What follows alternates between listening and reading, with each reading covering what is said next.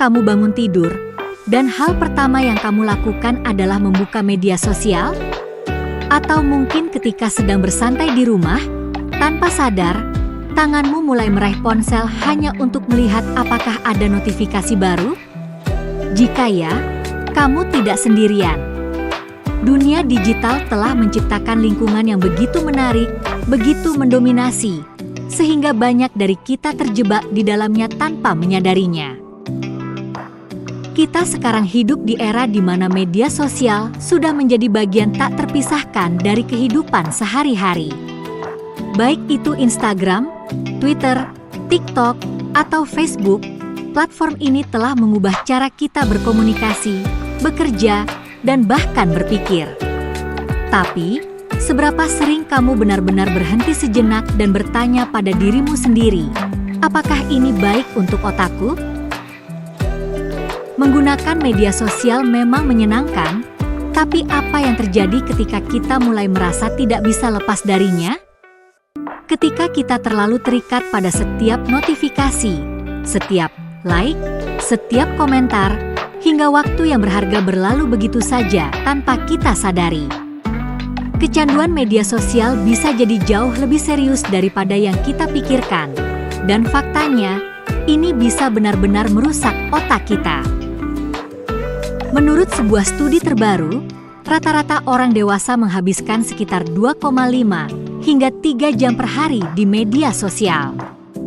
Kalau dipikir-pikir, 3 jam sehari mungkin terdengar biasa saja, tapi jika dikalikan selama seminggu, itu berarti lebih dari 21 jam, hampir sehari penuh setiap minggu hanya dihabiskan untuk scrolling. Angka ini lebih mengkhawatirkan pada remaja dan anak muda, di mana mereka bisa menghabiskan lebih dari 4 jam sehari terperangkap di dunia maya.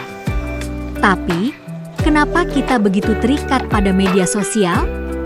Jawabannya ada di dalam otak kita. Setiap kali kita mendapat notifikasi baru, entah itu like, komentar, atau pesan, otak kita merespons dengan melepaskan dopamin. Dopamin adalah zat kimia yang berperan dalam sistem reward otak kita. Itu adalah zat yang membuat kita merasa senang, puas, dan ingin mengulang perilaku yang menghasilkan perasaan tersebut. Mirip dengan sensasi yang kita dapatkan ketika makan makanan enak atau mendengar pujian.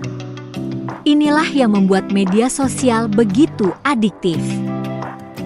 Setiap kali kita berinteraksi dengan media sosial, baik itu melihat postingan, mengirim pesan, atau hanya scroll tanpa henti, otak kita tidak hanya bekerja, tapi juga berubah. Ketika otak terus-menerus menerima stimulasi yang konstan, seperti dari notifikasi media sosial, ia mulai mengembangkan ketergantungan terhadap rangsangan ini. Bagian otak yang bertanggung jawab untuk kontrol diri, perencanaan, dan pengambilan keputusan adalah prefrontal cortex. Inilah bagian otak yang kita gunakan untuk membuat keputusan rasional, mengontrol emosi, dan merencanakan masa depan. Sayangnya, penelitian menunjukkan bahwa prefrontal cortex bisa melemah dengan penggunaan media sosial yang berlebihan. Ketika kita terbiasa dengan kepuasan instan yang diberikan oleh media sosial, kita mulai kehilangan kemampuan untuk menunggu, merencanakan, atau berpikir kritis. Contohnya seperti ini, pernahkah kamu merasa sulit untuk fokus pada tugas penting setelah menggunakan media sosial dalam waktu lama? Dampaknya tidak hanya berhenti pada ketidakmampuan kita untuk fokus atau mengendalikan diri. Penggunaan media sosial yang berlebihan juga dikaitkan dengan masalah mental yang serius, seperti kecemasan sosial, depresi, dan rasa kesepian. Ini terjadi karena media sosial menciptakan ilusi tentang bagaimana kehidupan seharusnya terlihat. Ketika kita melihat kehidupan sempurna orang lain di media sosial, kita mulai membandingkan diri kita sendiri dengan mereka. Kita merasa tertinggal. Dan dari sinilah perasaan cemas dan depresi sering kali muncul. Namun, ini bukan berarti kita tidak bisa melakukan apa-apa. Kecanduan media sosial bisa diatasi, dan langkah pertama adalah menyadari masalahnya. Jika kamu merasa bahwa media sosial mulai mengendalikan hidupmu, cobalah untuk mulai membatasi penggunaannya. Kamu bisa memulai dengan menetapkan batas waktu setiap hari.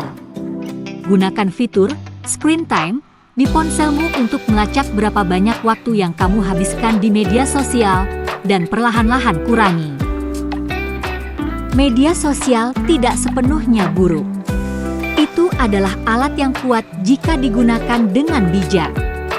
Tetapi ketika kita mulai terlalu bergantung padanya, itulah saat di mana kita harus berhenti dan berpikir ulang tentang dampaknya pada kesehatan mental dan otak kita.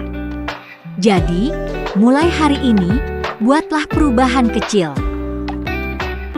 Luangkan lebih banyak waktu untuk dirimu sendiri, untuk hal-hal yang benar-benar penting, dan lepaskan diri dari kecanduan media sosial yang bisa merusak otakmu.